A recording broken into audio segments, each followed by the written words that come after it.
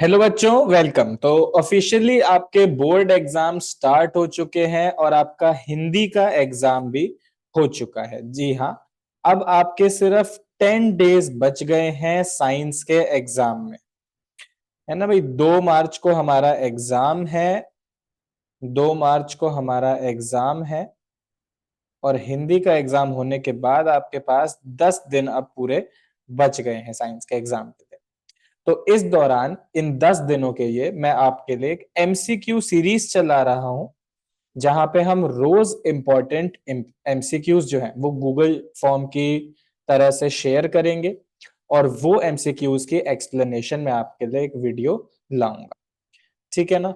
तो अब जो हमारा आज पहला T-10 डे का जो एमसीक्यू गूगल फॉर्म है वो ये है।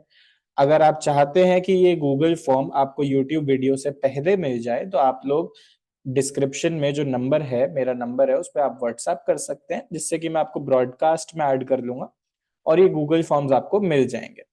चलिए अब स्टार्ट करते हैं। सबसे पहला question, if the angle of reflection for a ray of light is zero then the incident ray is dash to the reflecting surface. देखो, जब एंगल ऑफ रिफ्लेक्शन जो है वो जीरो है, जब एंगल ऑफ इंसिडेंस जो है रिफ्लेक्शन हमारा जीरो है, एंगल आर हमें अगर जीरो दे रखा है तो एंगल आई भी जीरो होगा। तो यानी कि जो भी हमारा सरफेस है, जो भी हमारा रिफ्लेक्टिंग सरफेस है, वो, रुक जाओ इसको रीड्रॉ करते हैं। हाँ जी, जो हमारा रिफ्लेक्टिंग सरफेस है, यहाँ पे जिस तरह से लाइट आ रही है इसी तरह रिफ्लेक्ट बैक हो रही है। और एक तरीके से हम देख सकते हैं कि यही हमारी नॉर्मल भी है। तो एंगल इंसिडेंस भी जीरो, एंगल रिफ्लेक्शन भी जीरो, और रिफ्लेक्टिंग सरफेस से ये 90 डिग्री बना रही है। तो हम कह सकते हैं कि ये इससे परपेंडिकुलर है। Option C is correct. The incident ray is perpendicular to the reflecting surface. जो रिफ्लेक्टिंग सरफेस है उसके साथ वो परपेंडिकुलर है। चलिए आगे चलते हैं। A full length image of a distant tall building can definitely be seen by using। अगर एक टॉल बिल्डिंग है उसकी आपको एक छोटे से मिरर में इमेज बनानी है, यानी डिमिनिश्ड इमेज बनानी है, वर्चुअल इमेज बनानी है। तो डिमिनिश्ड और वर्चुअल इमेज कहाँ बनती है? एक कॉन्वेक्स मिरर में। तो इसका सही आंसर होगा अ कॉन्वेक्स मिरर। ठीक है, आगे चलते हैं। What is the minimum distance between an object and it's real image in case of a concave mirror? बहुत ही शानदार क्वेश्चन है ये। देखो, ये जो मैं आपको एमसीक्यूज करा रहा हूं ना, ये इतने मैंने आपके लिए चुन चुन के निकाले हैं कि अगर आप सिर्फ ये एमसीक्यू सीरीज के सारे क्वेश्चंस कर लेते हैं तो बोर्ड्स में आपके सारे जो है एमसीक्यू सही हो जाएंगे। सिर्फ आपको कंडीशन क्या है कि जो हमारे ये 10 दिन में एमसीक्यू होंगे ये अच्छे से सॉल्व कर लेने हैं, इनमें कोई डाउट नहीं रहना चाहिए आप लोग। चलो, तो कह रहे हैं कि अगर एक कॉनकेव मिरर है, एक कॉनकेव मिरर है, इसके सामने ऑब्जेक्ट रखा, अब इसकी कहीं ना कहीं रियल इमेज बनती है। अलग अलग रे डायग्राम हो सकता है, वर्चुअल इमेज हो, रियल इमेज हो, जो भी है। तो अब सवाल ये है कि ऐसा कौन सा कंडीशन हम बना सकते हैं कि जो ऑब्जेक्ट हो और जो इमेज हो उनके बीच में कम से कम डिस्टेंस हो, और वो डिस्टेंस कितना होगा हमें वो बताना है। तो अगर आपको याद हो, जब हम सेंटर ऑफ कर्वेचर पे ऑब्जेक्ट को रखते हैं तो इमेज कहाँ बनती है? सेंटर ऑफ कर्वेचर पे ही बनती है एग्जैक्टली। जब ऑब्जेक्ट सेंटर ऑफ कर्वेचर पे है तो इमेज भी नीचे बनती है सेंटर ऑफ कर्वेचर पे। तो ऑब्जेक्ट और इमेज में डिस्टेंस कितना हुआ? कुछ भी नहीं, शून्य, जीरो, है ना। तो मिनिमम डिस्टेंस बिटवीन ऑब्जेक्ट और इमेज यहाँ कितना आ गया? Zero, option D. Next question, the laws of reflection holds good for. Laws of reflection कोई भी मिरर होगा तो उसके लिए फॉलो होंगे, भले बल्कि मिरर भी नहीं, कोई भी अगर रिफ्लेक्टिंग सरफेस है ना, अगर आपके मान लो आपके फेस से भी लाइट टकरा के जो है स्क्रीन में आ रही है, या आपके सामने जो इंसान बैठा है उसके पास तक पहुंच रही है, तो वहां भी रिफ्लेक्शन हो रही है, तो वो भी लॉज ऑफ रिफ्लेक्शन फॉलो करेंगे सारे। Angle i equal angle r, ये सब कुछ फॉलो होगा। The incident ray, normal, reflected ray and normal, to the mirror at point of incidence, या फिर to the reflecting surface at the point of incidence, all lie in the same plane. चलो अगला fifth question हमारा आता है numerical. इसमें क्या कह रहे हैं, एक ऑब्जेक्ट है, an object is placed 60 centimetre from a concave mirror. एक ऑब्जेक्ट को 60 सेंटीमीटर दूर कॉन्वेक्स मिरर से रखा है, सॉरी कॉन्वेक्स मिरर से रखा है, और मैग्निफिकेशन बन रही है 1/2। ठीक है ना। अब कह रहे हैं कि अगर हमें मैग्निफिकेशन 1/3 चाहिए तो ऑब्जेक्ट को कहां रखें। अगर 60 सेंटीमीटर दूर रखा तो मैग्निफिकेशन बनी 1/2। अगर मैग्निफिकेशन 1/3 चाहिए तो ऑब्जेक्ट को कहां रखें। तो देखो, अगर आप ऑब्जेक्ट को थोड़ा सा भी हिलाओगे तो उसकी इमेज भी मूव करेगी, ऑब्जेक्ट को मूव कराओगे तो इमेज भी मूव करेगी, तो मैग्निफिकेशन भी चेंज होगी। यानी कि किसी भी मिरर के लिए जब आप ऑब्जेक्ट डिस्टेंस चेंज करोगे तो इमेज डिस्टेंस भी चेंज होगा और मैग्निफिकेशन भी चेंज होगी। लेकिन सेम क्या रहता है हमेशा, किसी मिरर के लिए एक कांस्टेंट चीज क्या होती है, वो होती है उसकी फोकल लेंथ। एक मिरर की फोकल लेंथ कभी भी नहीं बदलती, उसको धोखा नहीं देती, मिरर की फोकल लेंथ हमेशा सेम रहती है।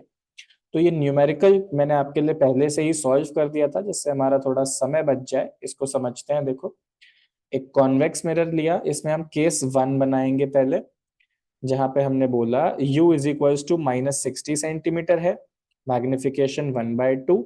अच्छा, +1/2 क्यों लिया, क्योंकि वर्चुअल इमेज है, क्योंकि वर्चुअल इमेज है। वर्चुअल इमेज कैसे पता चला, कॉन्वेक्स मिरर है ना, कॉन्वेक्स मिरर में हमेशा वर्चुअल इमेज ही बनती है, और वर्चुअल इमेज की मैग्निफिकेशन हमेशा पॉजिटिव होती है। रियल इमेज के लिए मैग्निफिकेशन नेगेटिव, वर्चुअल इमेज के लिए मैग्निफिकेशन पॉजिटिव। आगे चलते हैं।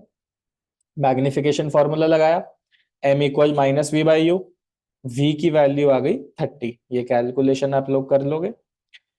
फिर मिरर फॉर्मूला लगाएंगे और मिरर की फोकल लेंथ 60 सेंटीमीटर यहां से हम निकाल लेंगे। तो ये जो फोकल लेंथ है ना मिरर की, ये कभी चेंज नहीं होगी। तो इसको हम लेके अब आगे चलते हैं केस 2 में, जहां पे मैग्निफिकेशन हमें 1/3 चाहिए और जो फोकल लेंथ है वो 60 सेंटीमीटर हमने निकाल ली। लेकिन ना हमें ये पता ऑब्जेक्ट कहाँ है, ना हमें ये पता कि इमेज कहाँ है ना। मैग्निफिकेशन टोटल ये एक नई मैग्निफिकेशन है, तो इसके लिए ऑब्जेक्ट और इमेज कहाँ है हमें कुछ नहीं पता। तो सबसे पहले मैग्निफिकेशन फॉर्मूला लगाते हैं, m इक्वल -v/u, m की वैल्यू डालिए 1/3। तो यहां से हम एक रिलेशन बना लेंगे, ये बहुत इंटरेस्टिंग क्वेश्चन है। देखो, u को आप ले जाओ इस तरफ और 3 को ले जाओ इस तरफ, तो बन गया u is equal to -3v। u आ गया इधर और 3 आ गया इधर, तो बन गया u is equal to -3v। अब इसको ऐसे ही छोड़ देंगे, आगे करेंगे मिरर फॉर्मूला। मिरर फॉर्मूला में हम क्या देखेंगे, 1/f equal 1/v plus 1/u, 1/f equal 1/v plus 1/u। यहां से हमने जो है f की जगह डाल दिया 60, 1/v की जगह 1/v, और 1/u की जगह देखो हमने क्या डाला, u is equal to -3v पता था ना हमें, तो हमने u की जगह -3v जो है वो पुट कर दिया। अब इसको आगे हमने सॉल्व किया, तो 1/60 इज इक्वल्स टू, यहाँ पे एलसीएम दिया, 3 3 दोनों जगह आ गया ऊपर नीचे, तो 3 - 1 अपॉन 3v, 1/60 2/3v, यहाँ से v आपका आ जाएगा 40 सेंटीमीटर। और फिर हम दोबारा से यूज करेंगे u is equals to -3v, तो हमारा u कितना निकल के आ जाएगा, -120 सेंटीमीटर। तो इससे हमें क्या पता चलता है, the object should be kept 120 centimetre in front of mirror. ये बात समझ में आई, आपका जवाब कौन सा होगा, object should be kept at a distance of 120 centimetre from the convex mirror. ठीक है, ऑप्शन ए। अच्छा, अगर आप लोगों ने ये एमसीक्यूज अभी नहीं किए हैं तो आई होप आप अभी इस वीडियो को ना देखें। मैं सजेस्ट करूंगा इस वीडियो को ना देखें, इस वीडियो के डिस्क्रिप्शन में जाओ, इस गूगल फॉर्म का लिंक है, इस पूरे एमसीक्यू को आप 30 मिनट्स लगा के सॉल्व करो एंड उसके बाद ये वीडियो देखो। ठीक है ना, तभी सबसे अच्छा असर आएगा। एक बार खुद ट्राई करो, देखो 30 में से कितने मार्क्स आते हैं आपके, और फिर उसके बाद ये वीडियो देखो एक एक क्वेश्चन को समझने के लिए। चलो अगला है, if the incident ray is in glass and it's corresponding refracted रे is in air, the angle of incidence will B. Okay, हमारा सवाल है इंसिडेंट रे है ग्लास के अंदर और रिफ्रैक्टेड रे एयर में, यानी ग्लास टू एयर रिफ्रैक्शन हो रही है यहां पे, यानी कि ये ग्लास है, इसके अंदर से लाइट रे ऐसे निकल रही है और एयर में पहुंच रही है। ये है ग्लास और बाहर है एयर। तो कह रहे हैं एंगल ऑफ इंसिडेंस जो है वो क्या होगा बताना है। तो पहले इस डायग्राम को कंप्लीट कर लेते हैं। ये ग्लास टू एयर है, यहां से हमने बनाया नॉर्मल। तो अब मुझे बताओ, ये डेंसर मीडियम से रेयरर में जा रही है, डेंसर टू रेयरर, तो यानी कि अवे फ्रॉम नॉर्मल बेंड होगी। ये जानी चाहिए थी ऐसे, पर ये अब अवे फ्रॉम नॉर्मल ऐसे बेंड हो जाएगी, है कि नहीं। और अवे फ्रॉम नॉर्मल बेंड होगी तो यहाँ पे एक इंटरेस्टिंग चीज क्या देखेंगे हम, ये था देखो हमारा एंगल आई, और ये बड़ा सा बन गया एंगल आर। तो angle i is less than angle r. जब अवे फ्रॉम नॉर्मल गई तो रिफ्रैक्शन का एंगल बड़ा हो गया, वो अवे गई ना तो नॉर्मल से एंगल ज्यादा बन गया। तो यानी कि angle of incidence will be smaller than angle of refraction, option B. ठीक है, आगे चलते हैं। The change in focal length of an eye lens is caused by the action of ciliary muscle. हमारी सिलियरी मसल जो है उनकी हमने पावर ऑफ अकोमोडेशन पढ़ी है कि वो लेंस को खींचती है, रिलैक्स करती है, कॉन्ट्रैक्ट करती है। उसकी वजह से हमारी थिकनेस चेंज होती है आई लेंस की, और उसकी फोकल लेंथ चेंज होती है। चलो, in hypermetropia light from a close by object converges किधर। देखो, हाइपरमेट्रोपिया में होता क्या है, हमारी आई का जो नियर पॉइंट है वो है 25 सेंटीमीटर। यानी कि अगर 25 सेंटीमीटर से पास कोई ऑब्जेक्ट रखो तो प्रॉपरली आपको नहीं दिख सकता। लेकिन अगर आपको हाइपरमेट्रोपिया है तो अगर आपको 25 पे रखा है तो भी नहीं दिखाई देगा, हो सकता है 30-35 पे रखा है तो भी नहीं दिखाई देगा। वो पर्सन टू पर्सन डिपेंड करता है। यानी कि कुल मिला के हम आसान भाषा में बोलें तो इसमें क्या होता है, जो हमारी पास की नजर है, जो हमारी पास की नजर है, यानी कि नियर विजन, नियर विजन जो है वो डिफेक्टेड हो जाती है हमारी, नियर विजन हमारी डिफेक्टेड हो जाती है। तो पास के ऑब्जेक्ट हमें ध्यान से नहीं दिखाई देते, उनकी क्लियर इमेज रेटिना पे नहीं बनती। तो होता क्या है, रेटिना पे इमेज नहीं बनती तो कहाँ बनती है, इमेज बनती है बिहाइंड द रेटिना। अगर आप इसके करेक्शन वाले रे डायग्राम करोगे ना एनसीईआरटी में जो दिए हुए हैं, तो होता क्या है, जब ऑब्जेक्ट, अगर हम एक रफ सा डायग्राम बना लेते हैं, ये मान लीजिए आई है हमारी एक बहुत ही सुंदर सी, यहाँ हमने प्रिंसिपल एक्सिस बनाया, ये आई लेंस बना लिया इसके अंदर। ठीक है, आप लोग जब अपना पेंसिल कॉपी पे लेके बनाओगे तो सुंदर सा डायग्राम बनाना है, ये मैं रफ बना रहा हूँ आपके लिए। चलो, तो अगर ऑब्जेक्ट यहाँ रखा है तो क्या होता है, इसकी जो इमेज बनती है वो बिहाइंड द रेटिना बनती है, यहाँ पे कहीं, ऐसे मान लो यहाँ इमेज बनती है इसकी, रे डायग्राम वगैरह छोड़ो, सीधा समझो कि यहाँ इसकी इमेज बनती है। ठीक है ना, इसको आप चाहे तो ऐसे देख सकते हो, अगर प्रॉपर आप देखना चाहते हो तो। ये हमारा ऑब्जेक्ट हो गया भाई, ये ऐसे आई रे और ये कन्वर्ज हुई बहुत ज्यादा आगे जाके, यानी कि आई की कन्वर्जिंग पावर कमजोर हो जाती है। तो इसलिए हम क्या करते हैं, हम एक और कॉन्वेक्स लेंस जो है वो आगे लगा देते हैं चश्मे के रूप में। तो डिफेक्ट के अंदर हो क्या रहा था, अगर कोई क्लोज बाय ऑब्जेक्ट है तो उसकी इमेज बिहाइंड द रेटिना बन रही थी, सी ऑप्शन। आगे चलते हैं। अच्छा, वैसे तो मैं आप लोगों से वीडियो के शुरुआत में शायद कह रहा था कि आज 21 फरवरी है और आपका हिंदी का एग्जाम हो चुका है, बट शायद आप लोग नोटिस कर चुके हैं इट इज एक्चुअली 22 ऑफिशियली। हमारे 12 बजे के बाद मैं 1:30 बजे रात के वीडियो बना रहा हूँ, क्योंकि मैं चाहता हूँ कि आपको सारे एमसीक्यूज के जो आंसर्स हैं वो अच्छे से मिल जाएं। ठीक है, चलिए आज ही आपका यानी कि 22 को जो T-9 गूगल फॉर्म है वो भी मिल जाएगा। ठीक है ना, चलो। In an experiment to trace the path of a ray of light through a triangular glass prism, a student would observe that the emergent ray किधर, फिल इन द ब्लैंक्स की तरह ही हो गया फिर से। यानी कि अगर एक ग्लास प्रिज्म है, सिंपल सी बात, तो उसमें जो इमर्जेंट रे है वो कहाँ मिलेगी, या इमर्जेंट रे के बारे में वो क्या ऑब्जर्व कर रहा है, देखते हैं। क्या emergent ray parallel to the incident रे होगी? बिल्कुल भी नहीं। इंसिडेंट रे ऐसे जाएगी और ऐसे निकल जाएगी, पैरेलल तो बिल्कुल भी नहीं है।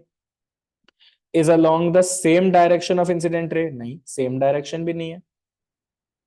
Gets created and bends towards the thinner part of the prism, देखो क्या थिनर पार्ट की तरफ जा रही है जो ऊपर है? नहीं, यहां नहीं जा रही। Gets deviated and bends towards the thicker part of the prism, यानी कि बेस जो नीचे है, थिकर पार्ट है, उसी तरफ लाइट रे हमारी जाती दिख रही है हमें, तो ये सही है। यानी कि हम कह सकते हैं जो बेस है, थिकर पार्ट है, उस तरफ लाइट बेंड हो रही है। ठीक है, चलो।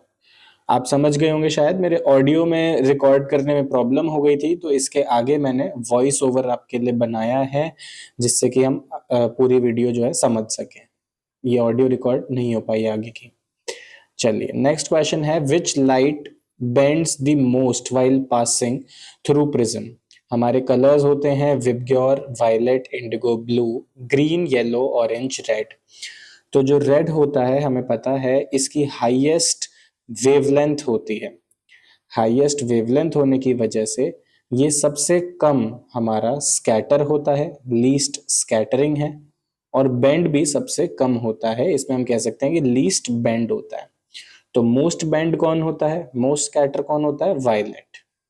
तो क्या ऑप्शंस में वायलेट है? नहीं है।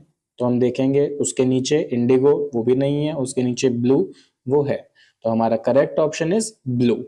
ठीक है, चलिए आगे चलते हैं। Question number 11, assertion reason, favourite question आप लोगों के।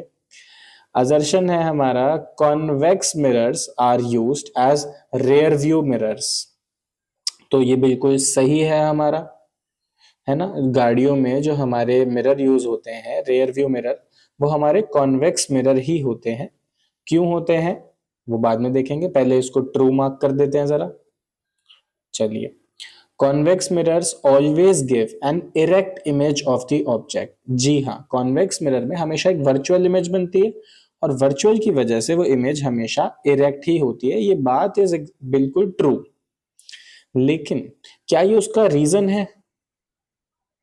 ये उसका रीजन नहीं है। कॉन्वेक्स मिरर, अगर आप बात करो इरेक्ट इमेज की, तो देखो प्लेन मिरर में भी हमेशा इरेक्ट इमेज बनती है। आप अपने घर में शीशे के सामने खड़े हो, तो प्लेन मिरर में क्या होगा? प्लेन मिरर में हमेशा एक इरेक्ट इमेज बनेगी। तो हम क्या गाड़ी में प्लेन मिरर यूज कर सकते हैं? नहीं कर सकते। कॉन्वेक्स मिरर हमेशा एक डिमिनिश्ड इमेज बनाता है, यानी छोटी इमेज बनाता है ऑब्जेक्ट की। तो इससे क्या होता है, पीछे जो सड़क है जिसमें बहुत सारी गाड़ियां हैं, वो हमें एक छोटे से फ्रेम में दिख जाती हैं, यानी वाइडर फील्ड ऑफ व्यू हमें मिलता है। ठीक है ना, चलो। तो वाइडर फील्ड ऑफ व्यू मिलता है, ये सही रीजन है कि कॉन्वेक्स मिरर हम क्यों यूज करते हैं। तो दोनों स्टेटमेंट सही हैं, लेकिन रीजन सही नहीं है। Option B correct option. ठीक है, चलो। क्वेश्चन नंबर 12 आपका सीबीएसई का दिया हुआ क्वेश्चन है ये पेपर में। असर्शन कह रहा है, kerosene having higher refractive index is optically denser than water. Okay, although इसमें ऑप्टिकल डेंसिटी केरोसिन की ज्यादा है, फिर कह रहे हैं although its mass density is less than that of water, यानी उसकी मास डेंसिटी कम है, वो हल्का होता है, पानी के ऊपर फ्लोट करता है, मिक्स नहीं होता। तो ये बात बिल्कुल ट्रू है। देखो, केरोसिन का रिफ्रैक्टिव इंडेक्स ज्यादा होता है, उसमें लाइट धीरे ट्रेवल करती है, लेकिन ऑप्टिकल डेंसिटी ज्यादा है केरोसिन की, लेकिन मास डेंसिटी कम है, वो पानी के ऊपर तैरता है। ये बात समझ में आई?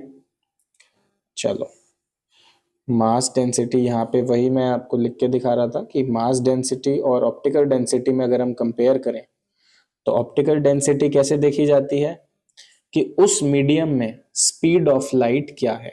किसी भी मीडियम की अगर हम बात कर रहे हैं तो उस मीडियम में जो भी स्पीड ऑफ लाइट होगी उससे हम ऑप्टिकल डेंसिटी समझते हैं। और मास डेंसिटी कैसे समझते हैं, अगर आपको याद हो एक फॉर्मूला हमने किया हुआ है, मास अपॉन वॉल्यूम।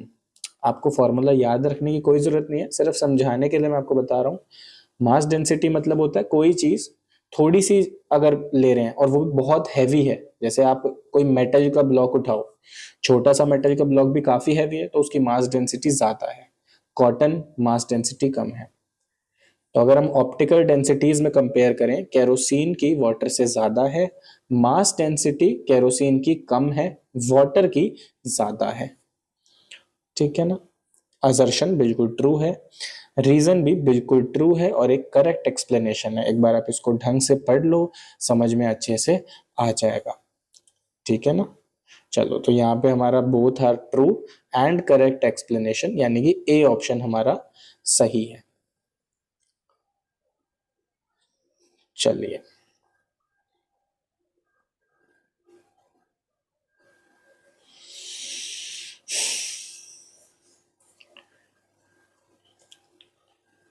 इसमें यही मैं एक्सप्लेन कर रहा था आप लोगों को कि अगर ढंग से आप पढ़ेंगे ना, तो अगर ये नहीं भी आपको बात पता होगी तो भी असर्शन और रीजन पढ़ने से समझ में आ जाएगी कि हाँ भाई, दोनों स्टेटमेंट जो है वो सेम चीज कह रही है। तो दोनों फॉल्स तो हो नहीं सकती, वो तो ऑप्शन नहीं है। तो दोनों ट्रू है और करेक्ट एक्सप्लेनेशन भी फिर वो उसकी है। तो यहाँ से ए ऑप्शन हम सेफली मार्क कर सकते हैं। चलो, A and R are true और करेक्ट एक्सप्लेनेशन भी वो उसकी है।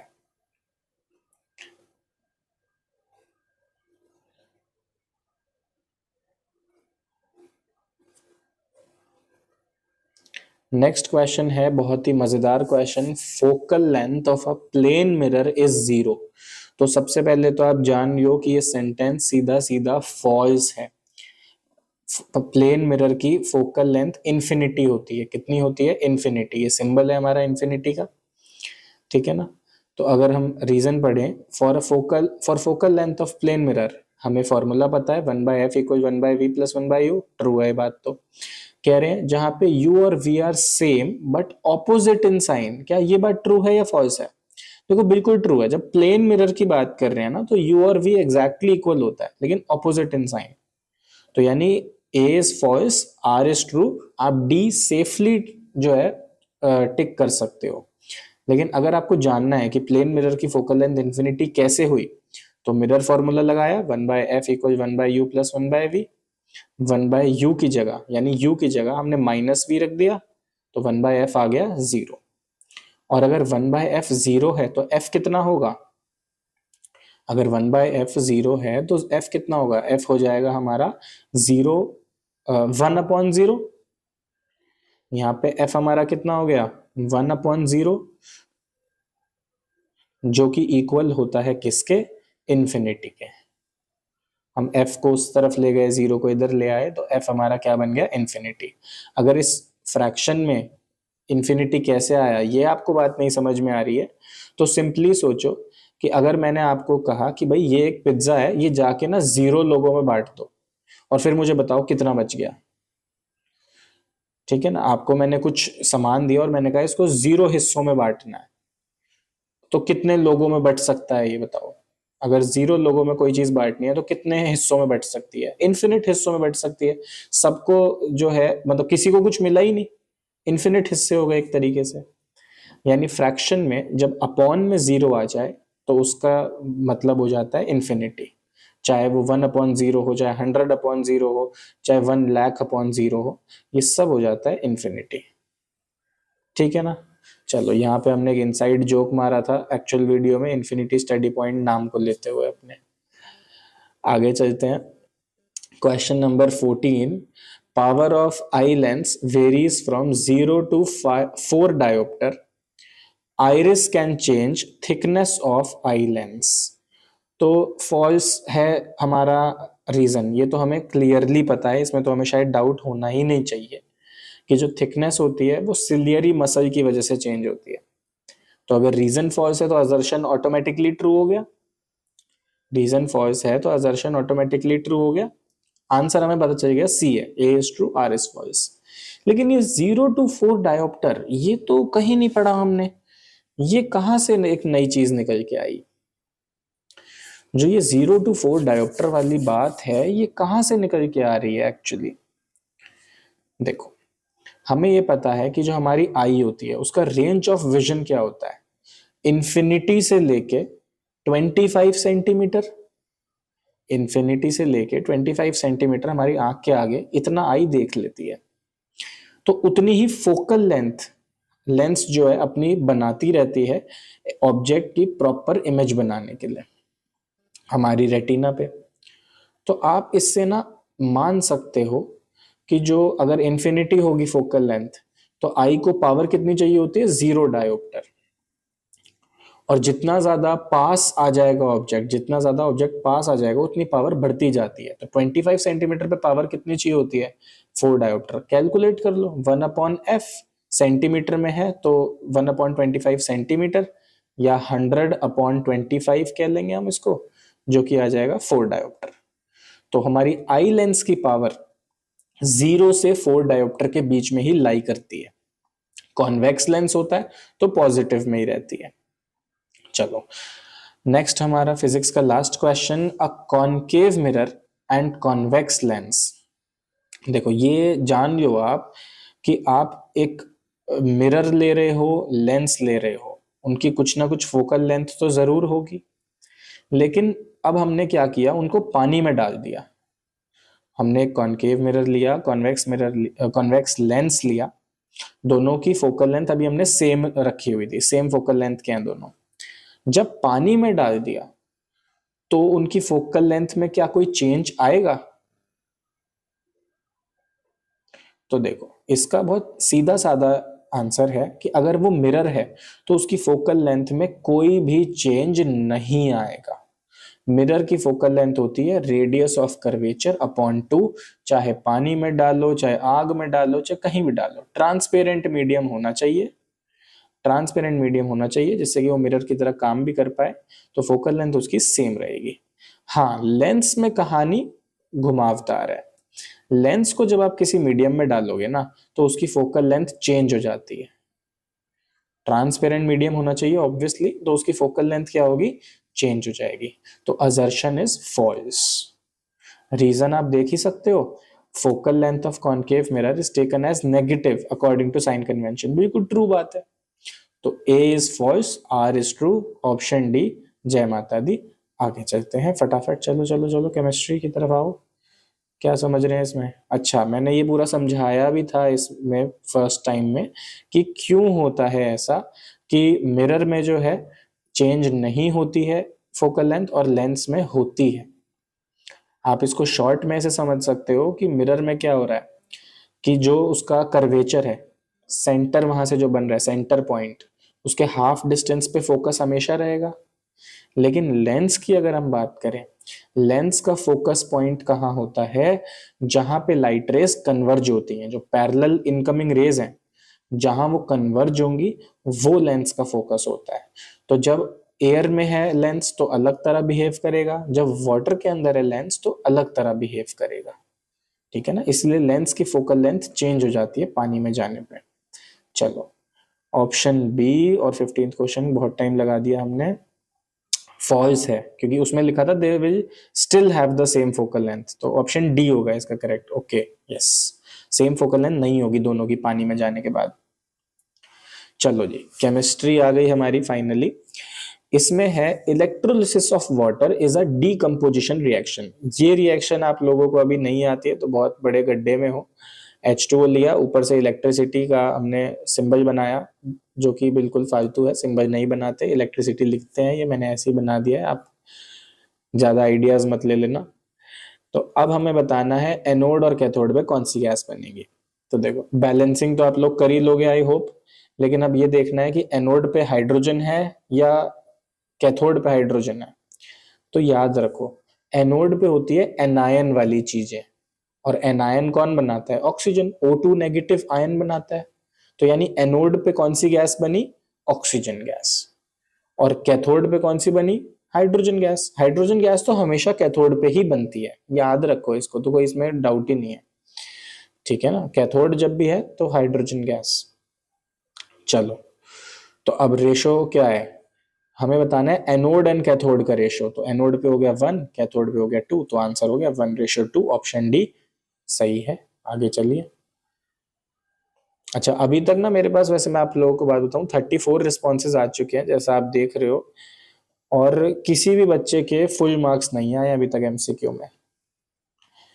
तो आगे जो मैं एमसीक्यूज रिलीज करूंगा, मैं होप कर रहा हूं कि कोई ना कोई बच्चा तो जो है फुल स्कोर करे, बल्कि एक से ज्यादा बच्चे फुल स्कोर करने चाहिए। चलो, which of the following is are endothermic processes. कौन कौन से एंडोथर्मिक होते हैं हमारे, डाइल्यूशन ऑफ सल्फ्यूरिक नहीं, एक्सोथर्मिक है।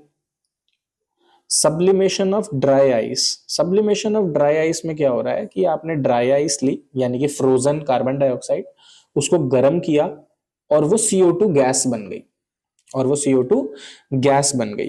तो ये हमारा ऑब्वियसली क्या है, ये हमारा एंडोथर्मिक है, हीट दी तभी तो वो सॉलिड से गैस बनी डायरेक्ट। अच्छा, थर्ड है कंडेंसेशन ऑफ वाटर वेपर, गर्मी आएंगी, कोल्ड ड्रिंक की बोतल बाहर रखोगे, उस पर कंडेंसेशन हो जाएगी, कोई ये हमारी एक्सोथर्मिक नहीं है। और चौथा ऑप्शन क्या था इसमें, चौथा ऑप्शन था इवेपोरेशन, उसको भी हीट देनी पड़ती है तो वो होता है, तो ऑप्शन हो जाएगा सेकंड एंड 4 आर एंडोथर्मिक। अगले पे आते हैं double displacement sodium sulphate Na2SO4 plus barium chloride BaCl2। Exchange of atoms हम कभी भी नहीं बोलते, हम बोलेंगे एक्सचेंज ऑफ आयंस यहाँ पे हो रहा है, और डबल डिस्प्लेसमेंट रिएक्शन है तो प्रेसिपिटेट बन रहा है और इनसॉल्युबल सॉल्ट है। डबल डिस्प्लेसमेंट की हमारी डेफिनेशन ही होती है कि exchange of ions takes place and new chemical substances are formed. It is also known as a precipitation reaction where an insoluble salt is formed. चलो जी, अब आता है हमारा ऑक्सीडेशन रिडक्शन का एक सवाल, एनसीईआरटी का सवाल। PbO plus carbon gives Pb plus carbon monoxide. Lead is getting reduced, गलत बात हो गई। Carbon dioxide is getting oxidised, गलत बात हो गई। क्यों? क्योंकि जब भी रिडॉक्स का सवाल आएगा, यानी रिडक्शन ऑक्सीडेशन का रिलेटेड सवाल आएगा, आपको किसको जज करना है, सिर्फ आपको रिएक्टेंट को जज करना है। देखो, प्रोडक्ट को देखना है, परखना है एक बार, लेकिन जो जज करोगे ना, जिसके ऊपर आप कमेंट पास करोगे, वो रिएक्टेंट ही होना चाहिए। प्रोडक्ट को ज्यादा मत बोलो, कुछ प्रोडक्ट बुरा मान जाएगा। आप कहोगे भाई लेड ऑक्साइड PbO जो है वो रिड्यूस हो रहा है, और बन के मतलब कुछ भी रिड्यूस होके वो बना रहा है, जो कार्बन है वो ऑक्सीडाइज हो रहा है। इस तरह से स्टेटमेंट्स हमें अपनी रखनी है, ठीक है ना। मेन हमें रिएक्टेंट को देखना है। तो थर्ड और फोर्थ स्टेटमेंट सही है, इनकरेक्ट हमें बतानी थी, तो 1 और 2 इनकरेक्ट हो गई। क्वेश्चन में ना देखो, ये जरूर ध्यान रखना कि इनकरेक्ट पूछा है या करेक्ट पूछा है। Which of these is a synthetic indicator, synthetic indicator माने इंसान ने क्या बनाया, मैन मेड कौन सा है या वुमेन मेड कौन सा हमारा इंडिकेटर है। यानी कुछ होते हैं नेचुरल इंडिकेटर, नेचुरल माने जो पेड़ पौधों से आए, लिटमस आता है लाइकन प्लांट से, टर्मरिक हमारी हल्दी होती है, नेचुरल होती है। पेटूनिया लीव्स हमारी, एक फ्लावर होता है पेटूनिया, उसकी लीव्स होती हैं, ठीक है ना। तो ये तीनों ही हमारे नेचुरल इंडिकेटर हैं। लेकिन जो मिथाइल ऑरेंज है, नाम में इसके ऑरेंज है, नाम में इसके ऑरेंज है, लेकिन ये ऑरेंज फल वाला, फ्रूट वाला ऑरेंज नहीं है, विटामिन C वाला, ये हमारा कलर वाला ऑरेंज है। और ये लैब में बनाया जाता है मिथाइल ऑरेंज, और ये एक सिंथेटिक इंडिकेटर होता है, ठीक है ना। चलो आगे चलते हैं। Which of the following will not give carbon dioxide on treatment with dilute acid?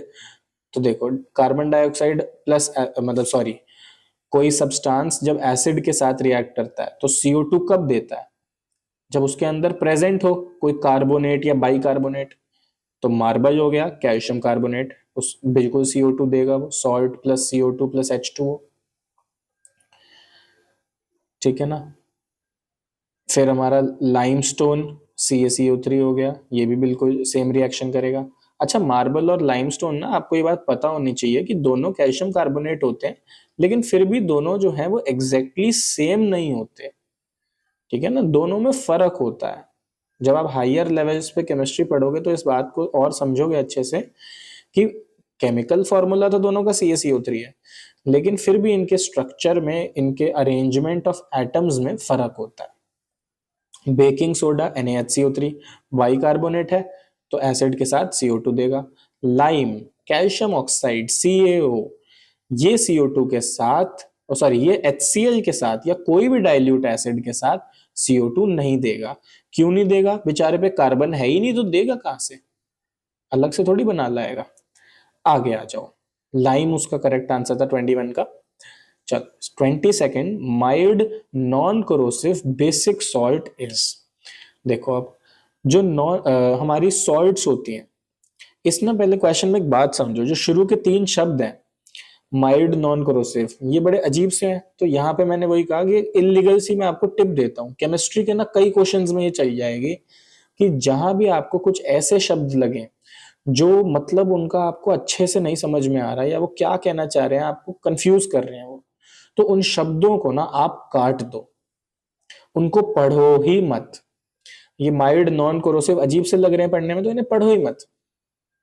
अब सर पूरे पेपर पे कांटा मार देंगे, वो आपकी मर्जी है।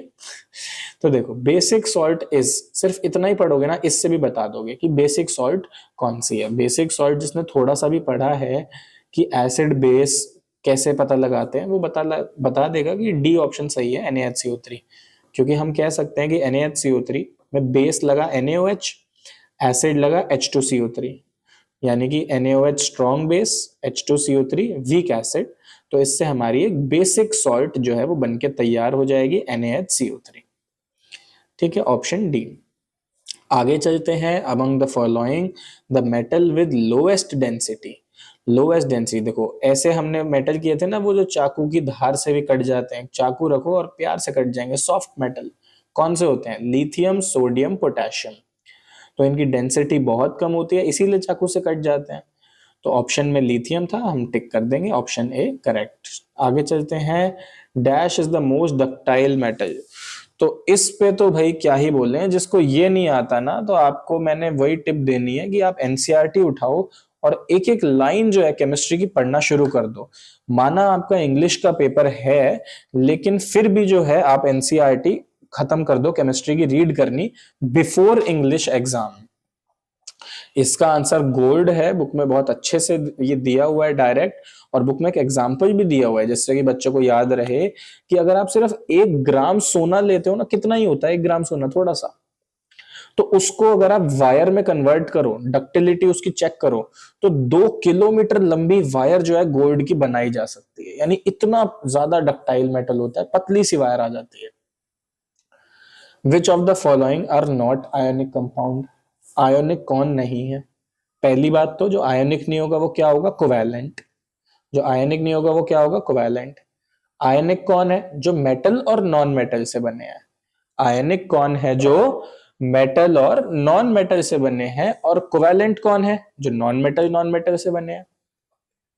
इतनी बात समझ में आई? जो नॉन मेटल से बने हैं वो कोवैलेंट, जो मेटल नॉन मेटल से बने हैं वो ionic. KCl metal non metal, ionic हो गया ये। HCl नॉन मेटल कोवैलेंट हो गया ये। CCl4 non metal covalent. NaCl metal non metal ionic.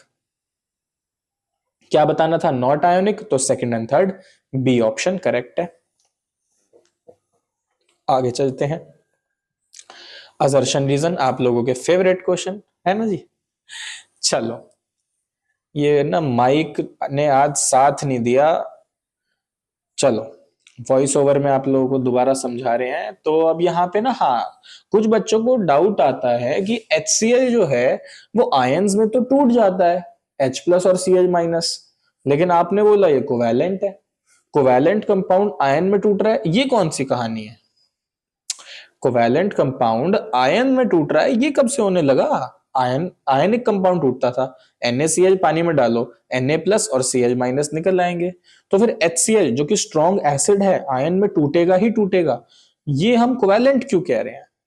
तो देखो यहां पे ना दो बातें हैं। पहली बात कि इसको आप जब हायर क्लासेस में ढंग से पढ़ोगे तो समझ में आएगा कि यहाँ क्या लोचा है, लेकिन अभी हम सिर्फ इतना ही कहेंगे कि अगर नॉन मेटल है तो कोवैलेंट बोल देंगे और ज्यादा नहीं सोचेंगे। दूसरा, केमिस्ट्री है तो आप इसको नाम दे दो भाई एक्सेप्शन है, ठीक है, इसको नाम दे दो कि एक्सेप्शन है और आगे बढ़ जाओ, ज्यादा क्यों सोचना। लेकिन हाँ, इसमें कहानी होती है कि ऐसा क्यों है, वो हम हायर क्लासेस में पढ़ते हैं, अभी जरूरत नहीं है। असर्शन में पहला आता है सिल्वर सॉल्ट, चांदी के सॉल्ट यानी कि AgCl AgBr, they are used in black and white photography. किसी को नहीं पता क्यों करते हैं, लेकिन करते हैं ये सबको पता है। क्यों करते हैं, कैसे करते हैं, वो हमें नहीं पता, करते हैं लेकिन पता है, ये बात ट्रू है, ठीक है ना। They do not decompose in presence of light, ये तो सबसे बड़ी फॉल्स स्टेटमेंट है, ये तो सबसे बड़ी फॉल्स स्टेटमेंट है, इससे ज्यादा फॉल्स क्या हो सकता है। सनलाइट में ही तो डिकम्पोज करते हैं, Br और Cl उड़ जाते हैं और जो है ग्रेश सिल्वर Ag बच जाता है हमारा। तो A is true, R is false, C option. आगे चलते हैं। Onion can be used as an olfactory indicator, ये बिल्कुल ट्रू बात है। ओल्फैक्टरी इंडिकेटर माने स्मेल रिलेटेड जो चीज होती है ना, उनको ओल्फैक्टरी शब्द वहां यूज करते हैं। इंडिकेटर माने एसिड है या बेस है, कोई और चीज, वो ये बता पाएगा। तो अनियन को बिल्कुल यूज किया जाता है, बल्कि अनियन के साथ साथ जो वनीला और क्लोव होते हैं वो भी यूज होते हैं। ट्रू है ये, यस। अनियन जो है या अनियन एक्सट्रैक्ट जो है वो इसमें यूज किया जाता है। अब रीजन में लिखा है द करेक्टरिस्टिक स्मेल, हाँ मैंने इसके एग्जांपल भी दिए कि वनीला और क्लोव ये भी हम यूज कर सकते हैं। अच्छा, रीजन है the characteristic smell of onion does not change in base while it disappears in acid, तो ये बिल्कुल फॉल्स है, उल्टा कर दिया है यहाँ पे, आप ध्यान से देखो। जो अनियन है वो बेस में अपनी स्मेल जो है वो खो देती है, डिसअपियर हो जाती है, और एसिड में उसकी स्मेल बरकरार रहती है। अनियन की जो स्ट्रॉन्ग कैरेक्टरिस्टिक स्मेल होती है अनियन की, वो बरकरार रहती है। अगर आप होटल में, रेस्टोरेंट में, ढाबे पे खाना खाने जाओ, वहां सिरके वाली प्याज होती है, विनेगर। विनेगर क्या होता है, एसिटिक एसिड यानी कि एसिड। तो जब एसिड में अनियन डाल के रखते हैं तो उसकी जो स्ट्रॉन्ग स्मेल है वो बिल्कुल बरकरार रहती है, वो कहीं नहीं जाती, ठीक है ना। लेकिन हाँ, बेस जहां आ गया, सोप आ गया, तो उसकी स्मेल गायब हो जाती है। तो A is true, R is false, C option. अगला है diamond is an allotrope of carbon. True, बिल्कुल ट्रू, कोई डाउट ही नहीं है, एलोट्रोप होता है, ठीक है, ग्रेफाइट भी होता है। रीजन है diamond has very low melting and boiling point. False, diamond ऐसे पिघलता थोड़ी है। A is true, R is false. अगला, most carbon compounds are poor conductors of electricity. तो देखो, अगर आपको इसमें भी डाउट है ना, इसका मतलब आपका कार्बन कंपाउंड भारी खतरे में है बेचारा चैप्टर, तो इसको जो है ढंग से पढ़ लो, ठीक है ना। अगर इसमें आपको लग रहा है कि कोई टॉपिक है जो आप चाहते हो कि मैं समझा दूं, तो एक बार आप कमेंट सेक्शन में लिख दो कि सर ये वाला टॉपिक समझा दो, कोवैलेंट कंपाउंड क्या होता है, प्रॉपर्टीज वगैरह, तो मैं आपके लिए एक वीडियो वो भी छोटी सी बना के डाल दूंगा। लेकिन ये चैप्टर पढ़ लो।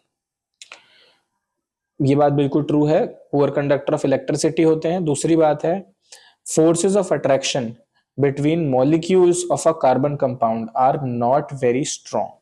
ये बात ट्रू है। देखो, कार्बन कंपाउंड जो होते हैं, दो अगर डिफरेंट कार्बन कंपाउंड है, एक CH4 और दूसरा CH4, तो इनके बीच में कोई खास फोर्स होता नहीं है अट्रैक्शन का, तभी तो ये गैस की तरह एग्जिस्ट करते हैं। हाँ, ये बात ट्रू है, लेकिन असर्शन का कोई करेक्ट एक्सप्लेनेशन ये नहीं है, इसलिए ऑप्शन बी हमने टिक कर दिया था। चलो आगे चलते हैं। Esterification is a process in which a sweet smelling, मीठी मीठी खुशबू वाला एक एस्टर हमें मिलता है। A sweet smelling substance is produced. True. When ester react with sodium hydroxide, an alcohol and sodium salt of carboxylic are obtained। Ester लिया, CH3COO, C2H5, NaOH के साथ रिएक्ट कराया, तो क्या मिलेगा, C2H5OH। ये मैंने इसमें लिखा नहीं, इसको सेपोनिफिकेशन रिएक्शन बोलते हैं। इसमें जो प्रोडक्ट मिलते हैं वो मिलते हैं आपको C2H5OH प्लस CH3COONA। यानी कि अगर हम शुरू से लिखें, जो असर्शन है उसमें क्या हुआ, अल्कोहल प्लस एसिड ने एस्टर दिया, एस्टरिफिकेशन हुआ, मीठी मीठी खुशबू वाला कंपाउंड। और अगर आप उसी एस्टर में एक बेस मिला दो, यानी जो नीचे रिएक्शन मैंने लिखी हुई है CH3COOC2H5, उसमें NaOH डाल दिया तो अल्कोहल मिल जाएगा और एक कार्बोक्सिलिक एसिड का सॉल्ट मिल जाएगा। उसको बोलते हैं सपोनिफिकेशन। जो हमारी एस्टरिफिकेशन है वो ऑपोजिट होती है एस्टरिफिकेशन की। तो ये ट्रू है, बी ऑप्शन करेक्ट है। ठीक है, चलो अगली बार मिलते हैं T-9 डे की वीडियो के साथ। अच्छा, आप लोग व्हाट्सएप नंबर पे मेरे मैसेज कर सकते हैं, जिससे आपको अगला जो गूगल फॉर्म होगा वो लिंक मिल जाए और आप फटाफट उसको सॉल्व कर लें, उसके बाद ही वीडियो देखें, जिससे कि आपकी मैक्सिमम प्रोडक्टिविटी हो। इन वीडियोस में हम जितने भी आपके 20 MCQ पेपर में आने हैं उनकी A1 तैयारी कर लेंगे। ठीक है ना, इन 10 दिनों में मैं आपको इतने एमसीक्यूज करा दूंगा कि आपका कोई एमसीक्यू जो है वो मिस्टेक नहीं होगा बोर्ड के एग्जाम्स में। ठीक है, एनसीईआरटी रीड करते रहो, बैक एक्सरसाइज सॉल्व करते रहो और अपने लिए थोड़ा सा एक्टिव रहो। सारे एग्जाम्स अच्छे से देने हैं, चाहे हिंदी हो इंग्लिश हो। हिंदी तो चलो हो गया, इंग्लिश भी बहुत अच्छे से देना है, मैथ साइंस SST सब अच्छे से देने हैं। All the best, bye bye.